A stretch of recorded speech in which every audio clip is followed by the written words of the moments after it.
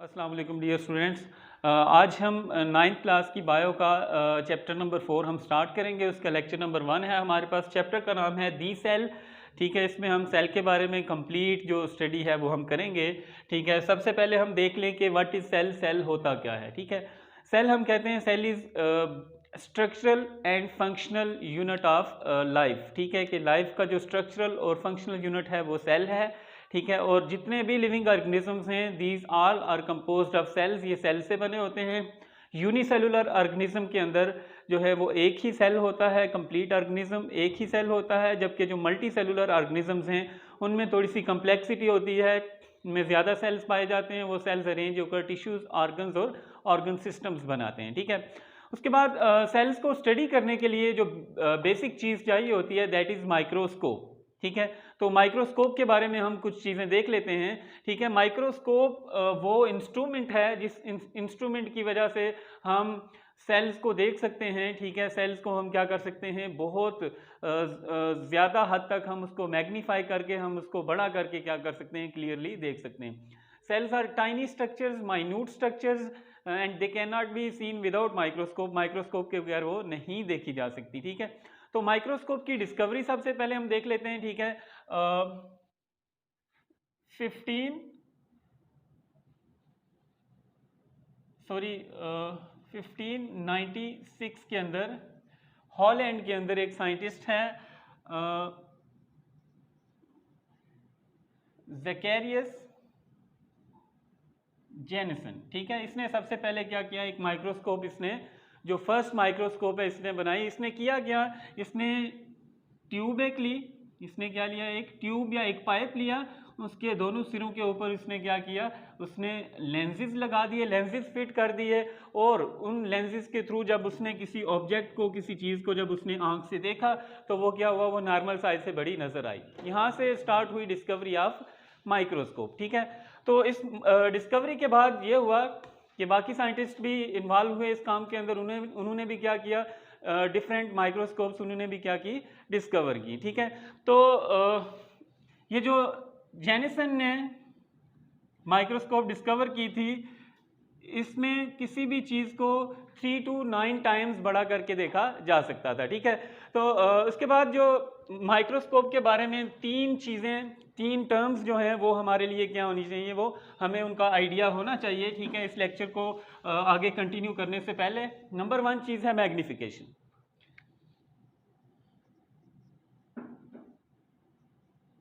Magnification हम कहते हैं किसी भी चीज़ को बड़ा करके दिखाने की सलाहियत या जूम करने की सलाहियत को हम क्या कहते हैं, magnification. Magnification of a microscope क्या है, ये ह्यूमन आई से बहुत ज़्यादा है। ठीक है, ह्यूमन आई से जो हम चीज़ देख सकते हैं माइक्रोस्कोप के अंदर, हम उसी चीज़ को कई गुना बड़ा करके देख सकते हैं। ठीक है, सेकेंड जो चीज़ है that is resolving power. Resolving power हम कहते हैं कि दो डिस्टिंक्ट पॉइंट्स को क्लियरली डिफ्रेंशिएट करके जो देखा जा सके, उसको हम क्या कहते हैं, हम उसको रिजॉल्विंग पावर कहते हैं या रेजोल्यूशन कहते हैं। ठीक है, कि वो इंस्ट्रूमेंट जो दो पॉइंट्स को क्लियरली दिखा सके, ठीक है, वो उस इंस्ट्रूमेंट का क्या होगा, उसकी रिजॉल्विंग पावर होगी।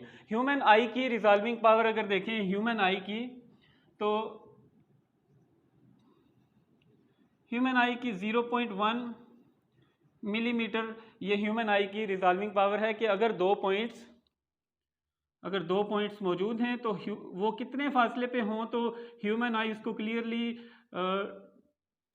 डिस्टिंक्ट करके दिखा सकती है। वो 0.1 मिलीमीटर इतने डिस्टेंस के ऊपर दो पॉइंट्स हों तो ह्यूमन आई उनको माइक्रोस्कोप की बात हम करें तो माइक्रोस्कोप क्या है, उसकी मैग्नीफिकेशन पावर ह्यूमन आई के मुकाबले में क्या है, वो बहुत ज़्यादा 1000 ऑफ टाइम्स क्या है, वो ज़्यादा होती है। ठीक है, जो थर्ड चीज़ है, थर्ड टर्म है हमारी, ठीक है, माइक्रोस्कोप के related, that is micrograph.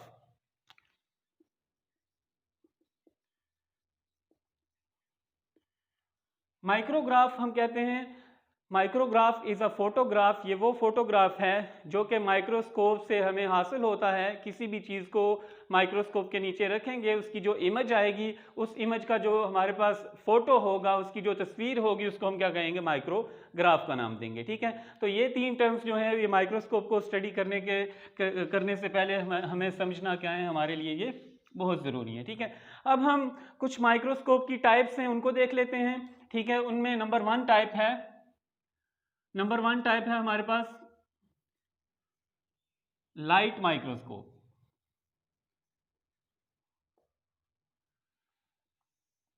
Light microscope को हम ड्रा कर लेते हैं।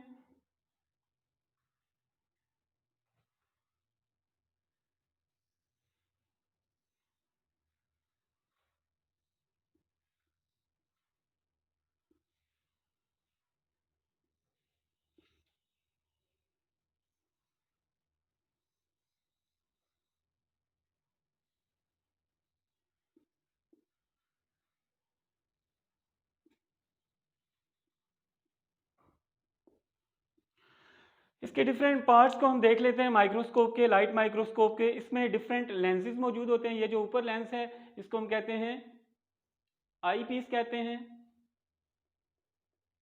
यहाँ पर ये स्टेज है, स्टेज के ऊपर कोई भी स्पेसिमेन जिसको हमने माइक्रोस्कोप के नीचे देखना है उसको हम स्टेज के ऊपर क्या करते हैं, सेट करते हैं या रखते हैं। ठीक है, ये जो लेंस है इसको हम कहते हैं ऑब्जेक्टिव लेंस। और यहाँ पर हमारे पास क्या है, एक कनकेव मिरर। लाइट माइक्रोस्कोप नाम से पता चल रहा है कि ये इसमें क्या चीज़ यूज़ होती है, मैग्नीफाई और रिजॉल्व करने के लिए, चीज़ों को रिजॉल्व करने के लिए लाइट इस्तेमाल होती है, लाइट यूज़ होती है। होता ये है कि जब सनलाइट आती है या लाइट कोई भी आती है सोर्स ऑफ लाइट से, यहाँ पर कनकेव मिरर के ऊपर पड़ती है, तो कनकेव मिरर इस लाइट को फोकस करता है हमारे स्पेसिमेन के ऊपर जिसको हमने माइक्रोस्कोप में देखना है। ठीक है, यहाँ से लाइट पास होने के बाद इन लेंसेज से पास होते हुए आई पीस तक जाती है। ठीक है, और आई पीस के अंदर हमें उस चीज़ का हमें जो इमेज है वो एनलार्ज्ड इमेज हमें नज़र आना स्टार्ट हो जाता है। ठीक है, उसकी जो नॉर्मल से हम देखें तो मैग्नीफिकेशन भी ज़्यादा होती है और रिजॉल्विंग पावर भी उसकी क्या होती है, ज़्यादा होती है। ठीक है, अगर हम रेजोल्यूशन की बात करें या रिजॉल्विंग पावर की बात करें, लाइट माइक्रोस्कोप की रिजॉल्विंग पावर 0.2 माइक्रोमीटर, मतलब 0.2 मल्टीप्लाइड बाई 10⁻⁻⁶ मीटर, इतनी इसकी रिजॉल्विंग पावर होती है। ठीक है, जो कि ऑलमोस्ट क्या है, ऑलमोस्ट 2000 टाइम्स क्या है वो ग्रेटर है ह्यूमन आई से। ठीक है, अगर इसकी मैग्नीफिकेशन की बात करें तो मैग्नीफिकेशन लाइट माइक्रोस्कोप की 1500x है। मीन्स कि ये किसी भी चीज़ को नॉर्मल से 1500 गुना तक बड़ा करके दिखा सकती है लाइट माइक्रोस्कोप। ठीक है, लाइट माइक्रोस्कोप के बाद जो रीसेंट रेवोल्यूशन है वो है इलेक्ट्रॉन माइक्रोस्कोप। इलेक्ट्रॉन माइक्रोस्कोप थोड़ी सी उसमें वो कम्प्लेक्स है, लेकिन उसके जो रिजल्ट्स हैं वो लाइट माइक्रोस्कोप से कई दर्जे क्या हैं वो बेहतर हैं। ठीक है, इलेक्ट्रॉन माइक्रोस्कोप की दो टाइप्स हैं।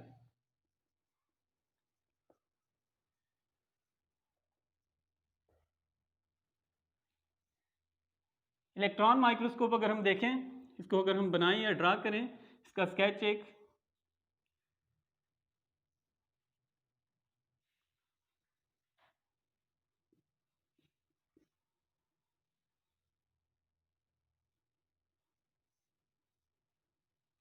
यहाँ से, ये इलेक्ट्रॉन माइक्रोस्कोप है एक फॉर एग्जांपल। तो यहाँ पर क्या है, यहाँ पर इलेक्ट्रॉन बीम यहाँ पर प्रोड्यूस होगी, यहाँ पर हमने अपना स्पेसिमेन रखा हुआ है। ठीक है, इलेक्ट्रॉन बीम इस स्पेसिमेन के अंदर से पास होगी। पास होने के बाद जो हमारे पास यहाँ पर स्क्रीन के ऊपर क्या आएगी, उसकी इमेज या डायग्राम वो शो होना स्टार्ट हो जाएगी। ठीक है, और ये स्क्रीन अगर कनेक्ट की जाए किसी कंप्यूटर के साथ तो कंप्यूटर की स्क्रीन के ऊपर हम इलेक्ट्रॉन माइक्रोस्कोप के रिजल्ट हम वहाँ पर देख सकते हैं और वहाँ से हम क्या कर सकते हैं, माइक्रोग्राफ को भी प्रिंट ले सकते हैं। ठीक है, तो इलेक्ट्रॉन माइक्रोस्कोप में बेसिक जो डिफरेंस है वो ये है कि डिफरेंट मैग्नेटिक लेंसेज यूज़ किए जाते हैं। उसके अलावा इलेक्ट्रॉन बीम यूज़ की जाती है। वो इलेक्ट्रॉन बीम जब स्पेसिमेन के अंदर से पास होती है, ठीक है, तो वो स्पेसिमेन को बहुत ज़्यादा इनलार्ज करके हमें स्क्रीन के ऊपर रिजल्ट्स देना स्टार्ट कर देती है। ठीक है, इलेक्ट्रॉन माइक्रोस्कोप की जो इसकी रेजोल्यूशन देखें तो इसकी रेजोल्यूशन 0.2 नैनोमीटर मींस कि इलेक्ट्रॉन माइक्रोस्कोप की जो रेजोल्यूशन है वो लाइट माइक्रोस्कोप से भी ऑलमोस्ट 1000 टाइम्स क्या है वो ग्रेटर है। ठीक है, कि बहुत ही माइन्यूट 2 पॉइंट्स हैं उनको भी ये डिफ्रेंशिएट करने की सलाहियत रखती है इलेक्ट्रॉन माइक्रोस्कोप। अब रिजॉल्विंग पावर की बात हम बात करें जब मैग्नीफिकेशन की, तो मैग्नीफिकेशन की बेस के ऊपर इलेक्ट्रॉन माइक्रोस्कोप को 2 टाइप्स के अंदर डिवाइड किया जाता है। One is transmission electron microscope, ठीक है, जिसको हम कहते हैं TEM, ठीक है, और है दूसरी जो है वो स्कैनिंग इलेक्ट्रॉन माइक्रोस्कोप जिसको हम कहते हैं SEM। इनमें जो डिफरेंस है, फ़र्क है, वो हम देख लेते हैं। ट्रांसमिशन इलेक्ट्रॉन माइक्रोस्कोप के अंदर जो इलेक्ट्रॉन बीम यूज़ किया जाता है वो इलेक्ट्रॉन बीम स्पेसिमेन के अंदर से ट्रांसमिट होता है और उसका इंटरनल स्ट्रक्चर भी रिवील करता है। हम उसका इंटरनल स्ट्रक्चर किसी चीज़ का, किसी सेल का, किसी ऑर्गेनेली का देखना चाहें तो हम क्या करते हैं, हम ट्रांसमिशन इलेक्ट्रॉन माइक्रोस्कोप यूज़ करते हैं। ठीक है, इसकी अगर हम मैग्नीफिकेशन देखें तो वो है 2,50,000। कितनी? 2,50,000 इसकी क्या है मैग्नीफिकेशन। अगर इसी तरह स्कैनिंग इलेक्ट्रॉन माइक्रोस्कोप की बात करें तो स्कैनिंग इलेक्ट्रॉन माइक्रोस्कोप के अंदर क्या यूज़ किया जाता है, इसमें जो सर्फेसिस होती हैं, डिफरेंट सर्फेसिस, एटम की सर्फेस, सेल की सर्फेस या और भी डिफरेंट सर्फेसिस को मैग्नीफाई करने के लिए यूज़ किया जाता है। ठीक है, इसमें किया जाता है जो भी सर्फेस होती है उसको मेटल की कोटिंग चढ़ा दी जाती है उसके ऊपर।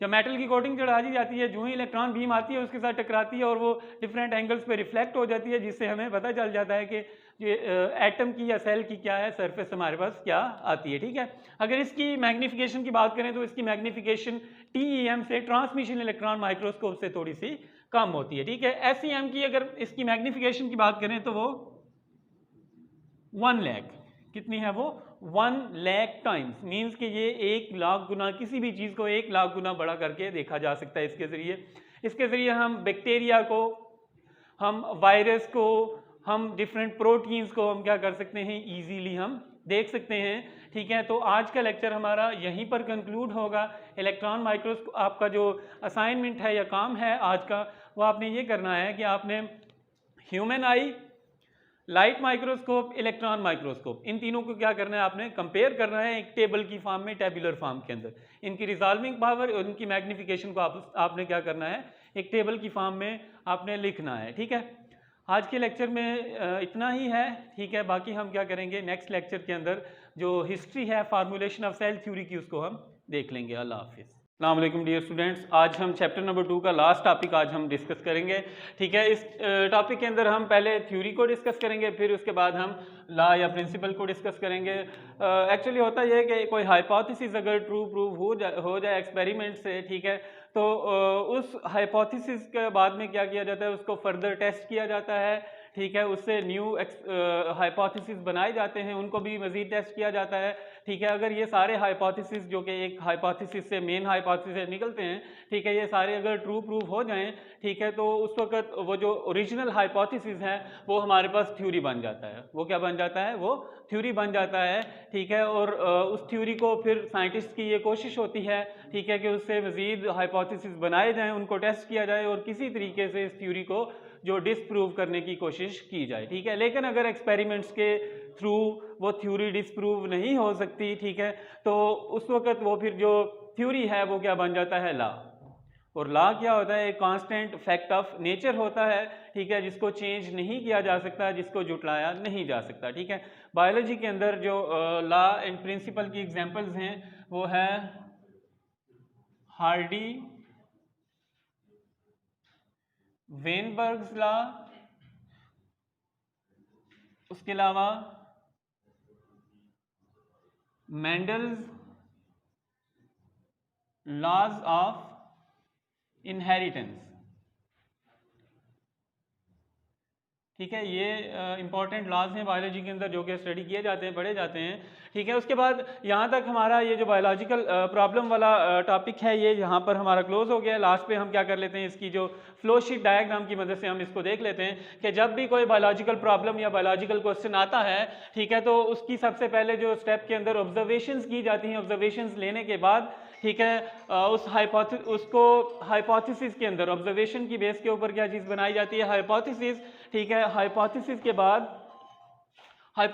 बाद उस हाइपोथेसिस की बेसिस के ऊपर डिडक्शंस बनाई जाती हैं, ऐसी स्टेटमेंट बनाई जाती है जो कि इफ एंड देन को यूज़ करती है, ठीक है। और उस हाइपोथेसिस की एक किस्म की वो क्या होती है, डिडक्शन एक्सप्लेनेशन होती है, ठीक है। उस डिडक्शन की बेस के ऊपर कुछ एक्सपेरिमेंट्स परफॉर्म किए जाते हैं, ठीक है, ताकि उस हाइपोथेसिस को टेस्ट किया जा सके, ठीक है, एक्सपेरिमेंट्स की मदद से, ठीक है। एक्सपेरिमेंट्स के कुछ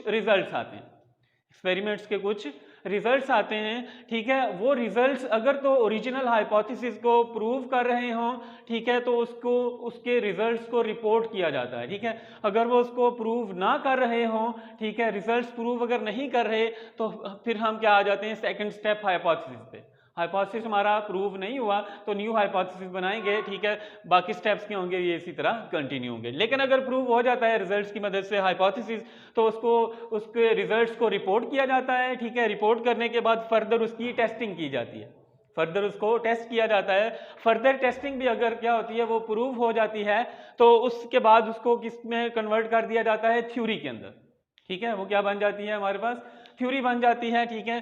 थ्योरी की फर्दर टेस्टिंग की जाती है, बार बार इसको चेक किया जाता है, बार बार टेस्ट किया जाता है एक्सपेरिमेंट्स की मदद से। और अगर वो थ्योरी क्या होती है, वो डिस्प्रूव नहीं होती, तो वो एक लॉ या प्रिंसिपल बन जाता है हमारे पास, ठीक है। इसके बाद जो हमारा आज का सेकंड टॉपिक है वो है हमारा व्हाट इज डेटा, ठीक है। डेटा ऑर्गेनाइजेशन एंड कैलकुलेशंस, ठीक है। ये हम इसके अंदर क्या करेंगे, पढ़ेंगे, ठीक है। डेटा ऑर्गेनाइज किस तरह करते हैं और डेटा को एनालाइज हम किस तरह करते हैं, ठीक है। तो सबसे पहले हम देख लेते हैं व्हाट इज डेटा। डेटा हम कहते हैं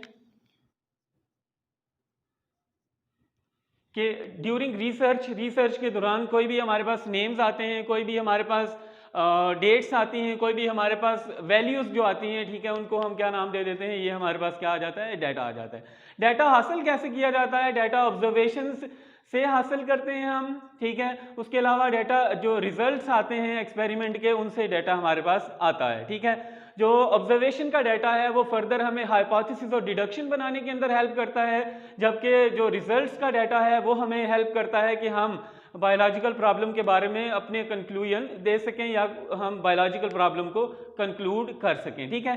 तो डेटा ऑर्गेनाइजिंग डेटा, ये हमारे पास क्या आता है, फर्स्ट स्टेप आता है कि जब भी हमारे पास डेटा हासिल हो जाए।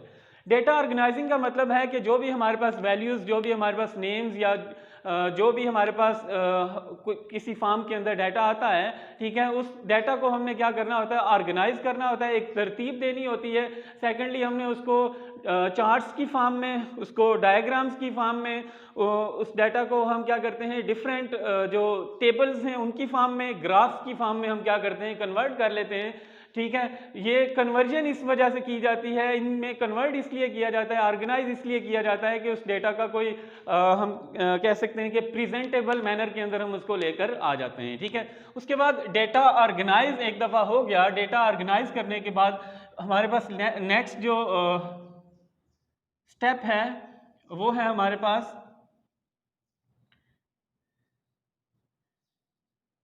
एनालाइजिंग डाटा, ठीक है।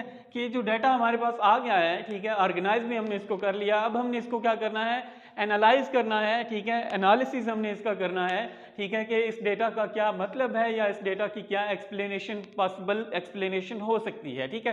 तो डेटा को एनालाइज करने के लिए ठीक है, हम क्या करते हैं, डिफरेंट स्टैटिस्टिकल जो मेथड्स हैं उनको यूज़ किया जाता है, ठीक है। उनमें जो दो हमारे पास इंपॉर्टेंट स्टैटिस्टिकल मेथड्स हैं, एक है हमारे पास रेशो, सेकंड है प्रोपोर्शन, ठीक है।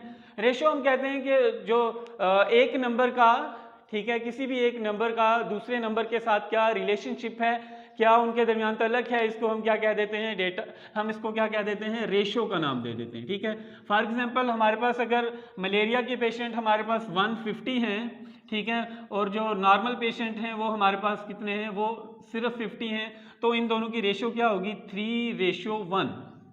इनका आपस में रिलेशन क्या है, 3:1 का आपस में इनका रिलेशन बनता है। ठीक है, और प्रोपोर्शन, सेकंड चीज हमारे पास क्या चीज आती है, प्रोपोर्शन। प्रोपोर्शन हम कहते हैं कि दो इक्वल रेशियोज को जब हम ज्वाइन कर दें तो वो क्या चीज बन जाती है हमारे पास, प्रोपोर्शन। एग्जांपल हम यहाँ पे लेते हैं कि A:B is equal to C:D। ठीक है, ये हमारे पास क्या, किस चीज की एग्जांपल आ गई है, ये हमारे पास आ गई है प्रोपोर्शन की एग्जांपल। अब इस प्रोपोर्शन के अंदर हमारे पास दो किस्म की वैल्यूज हैं। ठीक है, ये जो मिड वाली, दरमियान वाली वैल्यूज हैं, ठीक है, इनको हम कहते हैं मीन्स। क्या कहते हैं हम इनको, मीन्स या मीन वैल्यूज। ठीक है, और ये जो बाहर वाली वैल्यूज हैं दोनों A और D, इनको हम कहते हैं एक्सट्रीम्स कहते हैं। ठीक है, मीन्स एंड एक्सट्रीम्स। अब प्रोपोर्शन के कॉन्सेप्ट को यूज कैसे किया जाता है कि हमारे पास चार वैल्यूज हैं A, B, C, D। इस प्रोपोर्शन के अंदर इनमें से कोई एक चीज हमें अननोन हो, या A अननोन हो, B अननोन हो, C अननोन हो, या D अननोन, कोई एक चीज अननोन है, बाकी तीनों चीजें अगर नोन होगी तो हम क्या करेंगे, हम उसको कैलकुलेट कर लेंगे। हम इसको मीन्स और एक्सट्रीम्स का कॉन्सेप्ट यूज करते हुए हम उसको क्या करेंगे, कैलकुलेट कर सकते हैं इजीली। उसके बाद हमारा जो इस चैप्टर का जो लास्ट हमारे पास टॉपिक है, that is bio, that is use of mathematics in biology. कि बायोलॉजी के अंदर मैथमेटिक्स को कैसे यूज किया जाता है, इस्तेमाल किया जाता है। तो मैथमेटिक्स के डिफरेंट फार्मूलाज रिसर्च के अंदर इस्तेमाल किए जाते हैं, यूज किए जाते हैं। ठीक है, तो रिसर्च के दौरान ज़्यादातर बायोलॉजिकल रिसर्च में जीन्स की रिसर्च है, प्रोटीन के स्ट्रक्चर की रिसर्च है, उसके अलावा जो एवोल्यूशन के डिफरेंट मॉडल्स हैं उनके अंदर हम क्या करते हैं, ज़्यादातर मैथमेटिक्स को यूज़ करते हैं। ठीक है, अब यहाँ तक क्लियर है, इसमें कोई प्रॉब्लम तो नहीं है, अगर प्रॉब्लम होगा तो आप क्या करेंगे, पूछ लेंगे। ठीक है, अब लास्ट हमारे पास जो इस चैप्टर का पॉइंट है वो हमारे पास है bioinformatics. What is bioinformatics? Bioinformatics हम कहते हैं it is the branch of bio which deals with the study of living organism with the help of technology और with the help of different statistical techniques. ठीक है, कि different हम computer को use करते हुए, डिफरेंट एल्गोरिदम्स को use करते हुए हम क्या करते हैं, हम लार्ज डेटाज को ऑर्गेनाइज करते हैं, उनको एनालाइज करते हैं with the help of computer. ठीक है, कंप्यूटर को और बायोलॉजी को जब हम क्या कर देंगे, कंबाइन कर देंगे, तो हमारे पास जो ब्रांच बनेगी वो क्या होगी, वो हमारे पास बायो मैथमेटिक्स होगी, या बायो इन्फॉर्मेटिक्स हम उसको ब्रीफली कहेंगे। ठीक है, आज का लेक्चर हमारा यही है। ठीक है, तो नेक्स्ट लेक्चर में इंशाल्लाह जो न्यू चैप्टर है उसको हम क्या कर लेंगे, स्टार्ट कर लेंगे।